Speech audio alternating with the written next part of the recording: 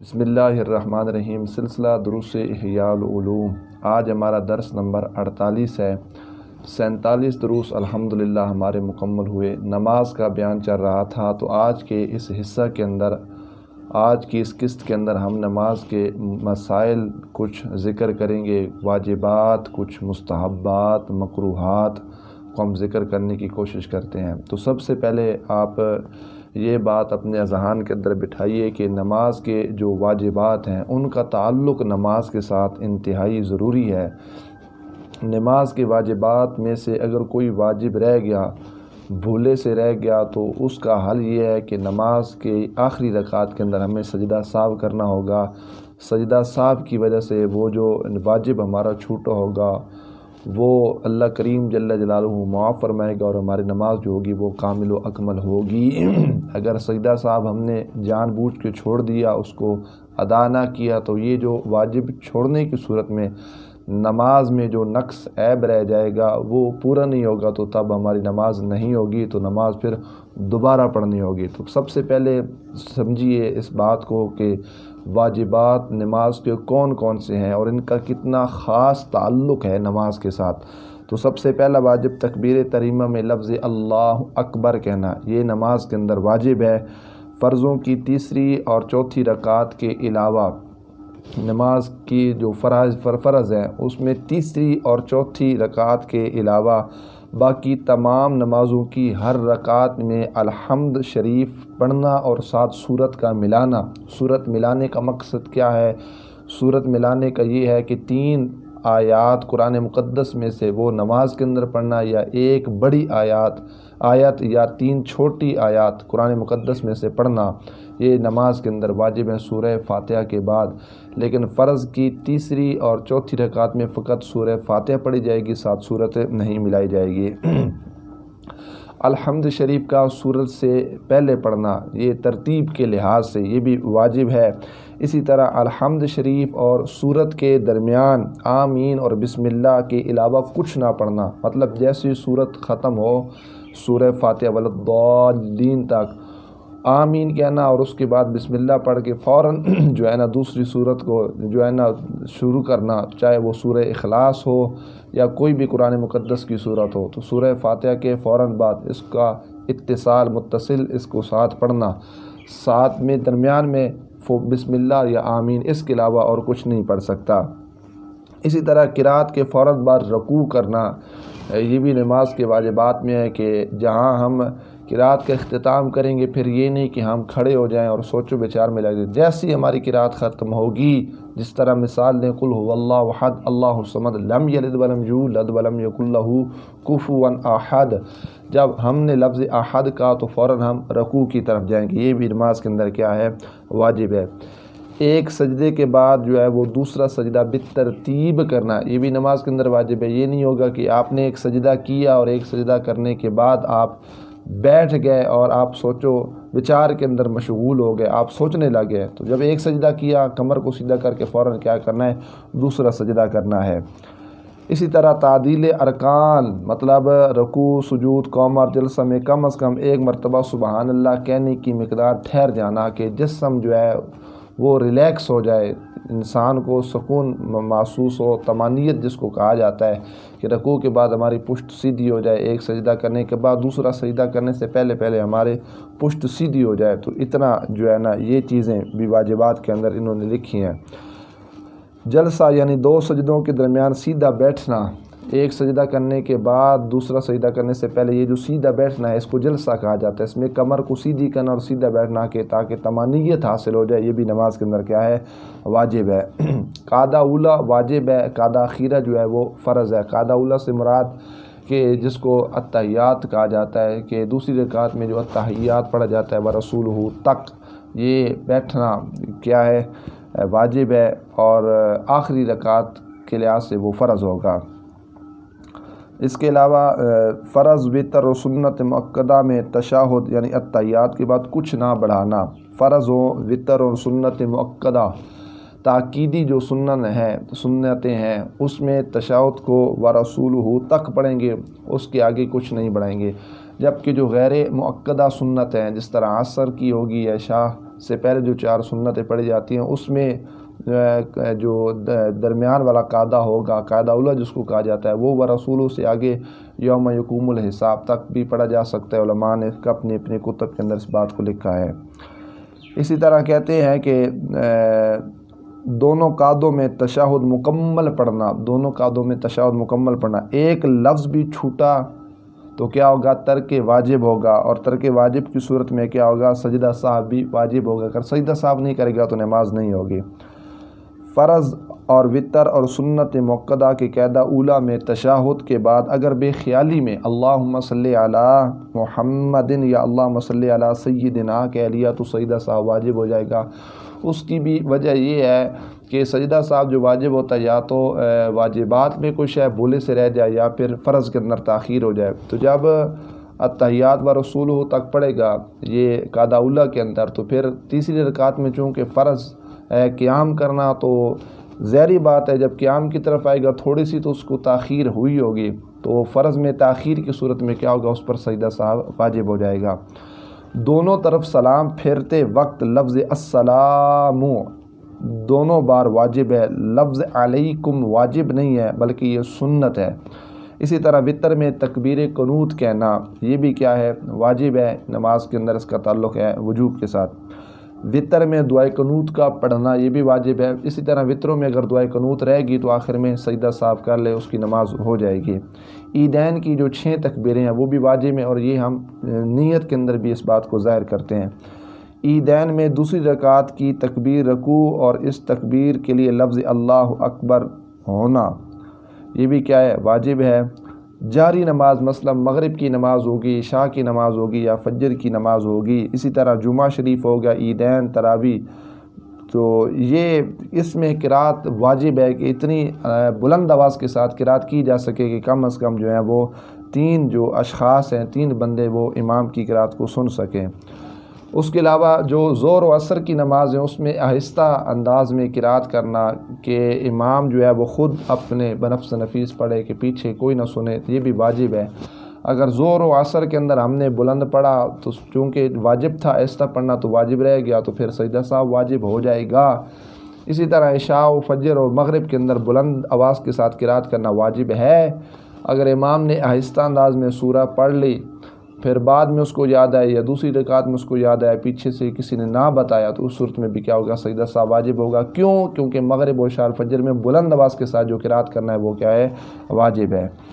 رکوع ہر رکعت میں 1 مرتبہ کرنا یہ واجب ہے۔ سجدہ ہر رکعت میں 2 بار کرنا یہ بھی واجب ہے۔ دوسری رکعت سے پہلے قعدہ نہ کرنا یہ بھی کیا ہے؟ واجب ہے۔ اسی طرح کہتے ہیں 4 رکعت والی نماز میں تیسری رکعت پر قعدہ نہ کرنا یہ بھی واجب ہے۔ آیت سجدہ پڑھی ہو تو سجدہ تلاوت کرنا یہ بھی واجب ہے۔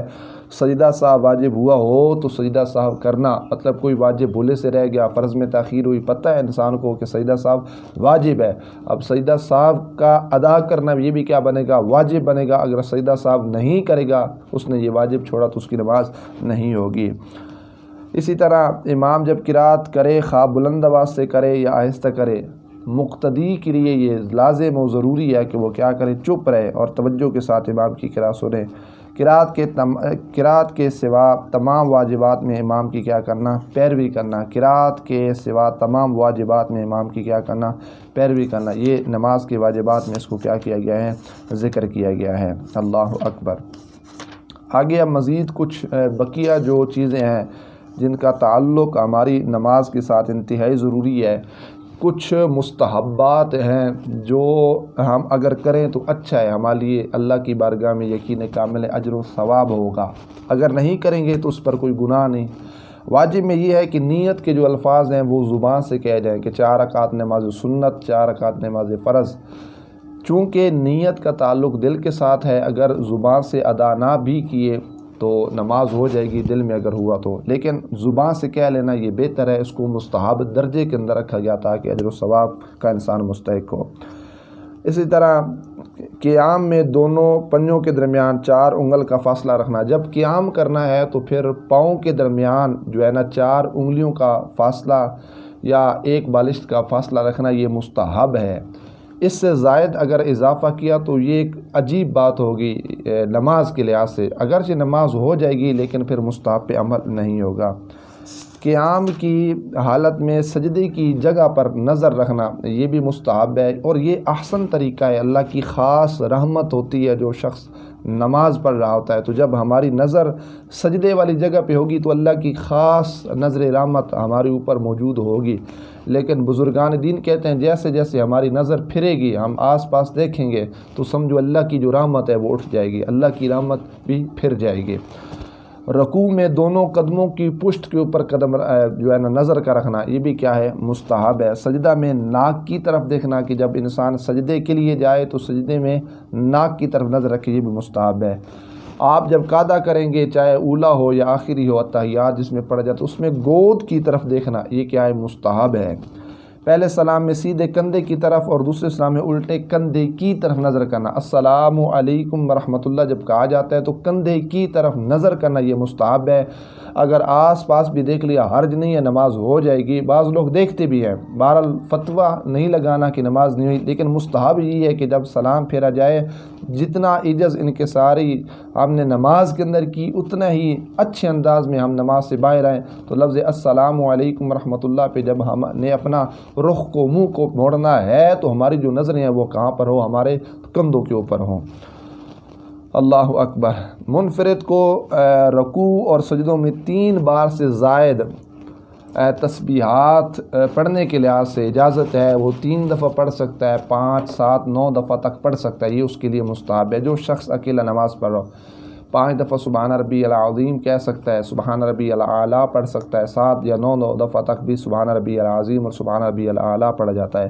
حضرت سیدنا عبداللہ ابن مبارک رحمۃ اللہ تعالی علیہ فرماتے ہیں کہ امام کے لیے 5 مرتبہ تسبیحات کا پڑھنا یہ مستحب ہے کہ رکوع میں سبحان ربی العظیم بھی 5 دفعہ امام پڑھے اور سجدے میں سبحان ربی الاعلیٰ بھی امام 5 دفعہ پڑھے۔ اس کی وجہ کیا ہے کہ 2 اقتداء کرنے والے ہیں، وہ جو تسبیحات پڑھیں گے تو ان کو کیا ہو؟ آسانی ہو۔ کھانسی جب نماز کے اندر آئے تو مستحب یہ ہے کہ اس کو کوشش کرے اس کو روکنے کی جہاں تک ممکن ہو۔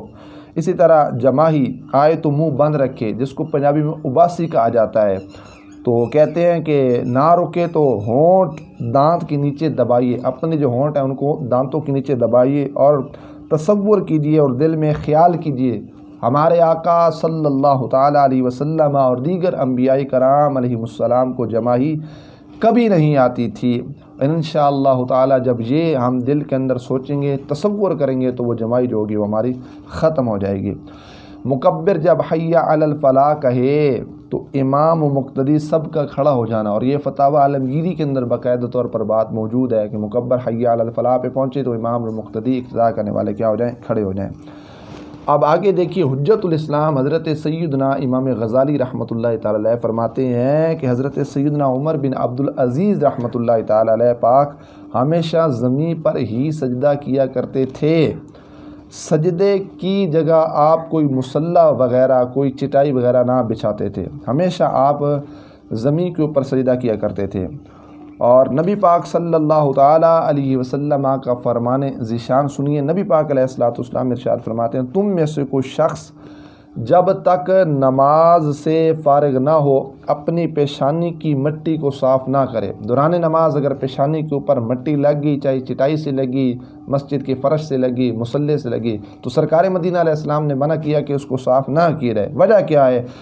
سرکار فرماتے ہیں جب تک مٹی اس کی پیشانی پر رہے گی تو فرشتے اس نماز کے لیے اللہ کی بارگاہ میں استغفار کرتے رہیں گے، یہ بہت بڑا اجر و ثواب ہے اس لحاظ سے۔ ہاں اگر تکبر کا اندیشہ ہو اور معاذ اللہ اگر یہ خیال آئے کہ یہ مٹی لگی رہے گی تو لوگ دیکھیں گے اور لوگ کہیں گے کہ بڑا نمازی ہے، اس نے نماز پڑھی، تو لوگوں کو دکھاوے کی خاطر اگر اس کا یہاں اس نے لگائی مٹی کہ یہ لگی رہے خیر، تو پھر فرشتے اس کے لیے استغفار نہیں کریں گے، تو پھر اس کو چاہیے کہ وہ فوراً کیا کرے؟ اس مٹی کو صاف کر لے۔ اچھا، اب کچھ نماز میں ایسی چیزیں ہیں جو نماز کو توڑ دیتی ہیں۔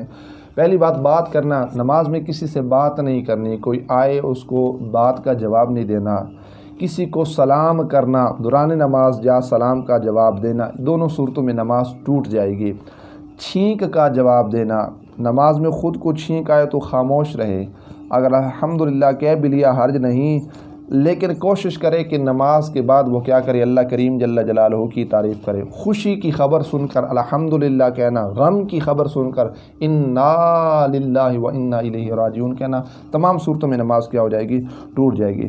اسی طرح اللہ کریم جل جلالہ کا نام سن کر جل جلالہ کہنا، یا نبی پاک علیہ الصلوۃ والسلام کا نامی اسم گرامی سن کر صلی اللہ علیہ وآلہ وسلم کہنا، یہ بھی نماز کے اندر ٹھیک نہیں۔ ہاں، نماز کے بعد حضور نبی رحمت عالم صلی اللہ علیہ وسلم پر درود و سلام پڑھ سکتا ہے۔ درد مصیبت کی وجہ سے یہ الفاظ آہ یا اوہ کے الفاظ اف یا تف کے نکل گیا تو اس صورت میں کیا ہو جائے گی، نماز ٹوٹ جائے گی۔ اگر نماز کے اندر رونے لگ گیا، فقط آنسو ہماری آنکھوں سے نکلے، لیکن یہ الفاظ اف اف آ او کے الفاظ جو ہیں ہماری زبان سے صادر نہ ہوا تو اس صورت میں نماز نہیں ٹوٹے گی۔ آنسو بہنے چاہیے۔ اگر کوئی قرآن مقدس کی ایسی آیات امام پاک پڑھتا ہے جس میں عذاب کا ذکر ہے تو اللہ کے خوف کی وجہ سے اگر آنسو بہہ جائیں تو ٹھیک ہے، لیکن کوشش کی جائے اس میں یہ ہو کہ ہماری آواز جو ہے وہ نہ نکلے۔ اچھا جی، اس کے علاوہ مریض کی زبان سے بے احتیاطاً آہ او نکلی تو نماز نہ ٹوٹی۔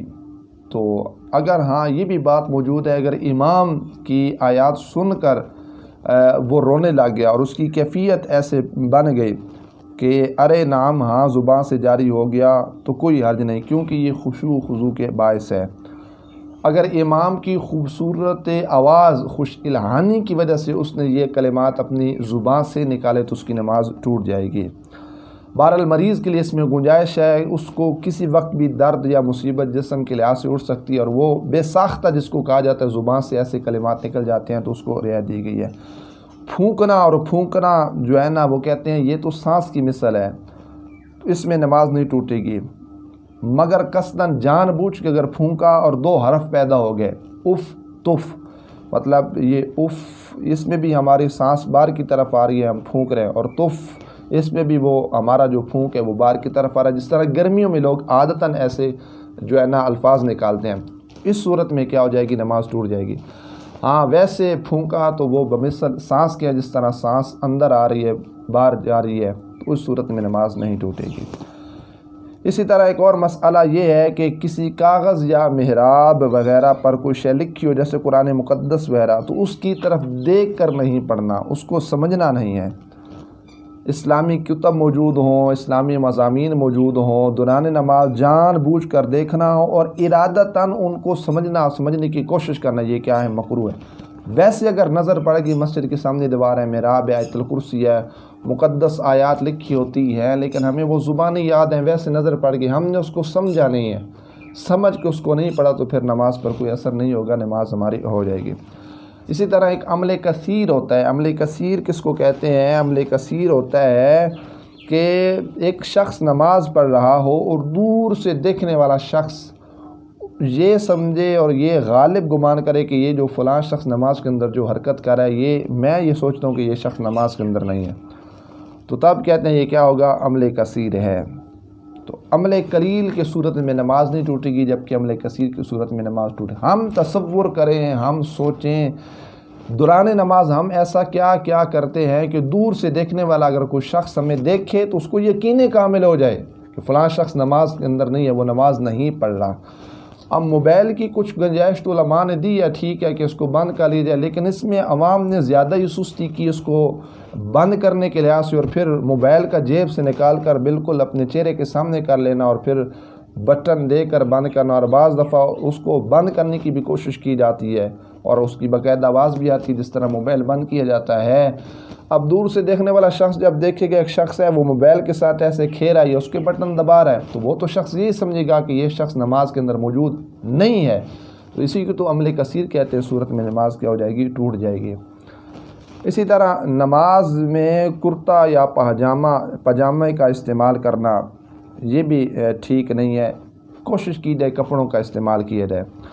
اللہ اکبر۔ ہاں اگر نماز میں عمل قلیل کیا تو اس صورت میں نماز نہیں ٹوٹے گی۔ عمل قلیل سے مراد کہ ہر وہ چیز کے دور سے دیکھنے والا شخص یہ سمجھے کہ واقعی یہ شخص جو ہے وہ نماز کے اندر ہے، جس طرح عادتاً اب یہ ہے کہ بندہ کچھ نہ کچھ اپنے ہاتھ اٹھا لیتا ہے، لیکن یہ بات بھی یاد رکھیے گا ایک رکن میں 3 مرتبہ اپنے ہاتھ کو بھی نہیں اٹھانا۔ قیام کی صورت میں ہے تو ایک دفعہ ہاتھ اٹھا لیا، 2 دفعہ ہاتھ اٹھا لیا، کہیں کھجا لیا، امامہ سیٹ کیا، اپنی داڑھی مبارک یا زلفیں سیٹ کی، بال سیٹ کیے تو ٹھیک ہے، لیکن ایک مرتبہ آپ قیام میں کھڑے ہیں، ایک مرتبہ آپ ہاتھ اٹھاتے ہیں کھجاتے ہیں، پھر ہاتھ رکھ دیا، پھر ہاتھ اٹھاتے ہیں، پھر کھجاتے ہیں، پھر ہاتھ رکھ دیا، پھر تیسری مرتبہ پھر ہاتھ اٹھاتے ہیں کھجاتے ہیں، تو یہ وہ تمام صورتیں ہیں جس کے اندر نماز ہماری ٹوٹ جائے گی۔ اللہ کریم جل جلالہ عمل کی توفیق نصیب فرمائے۔ کچھ مسائل بقیہ ہیں، انشاءاللہ اس کو اگلے حصہ کے اندر بیان کیا جائے گا۔ وآخر دعوانا ان الحمد للہ رب العالمین۔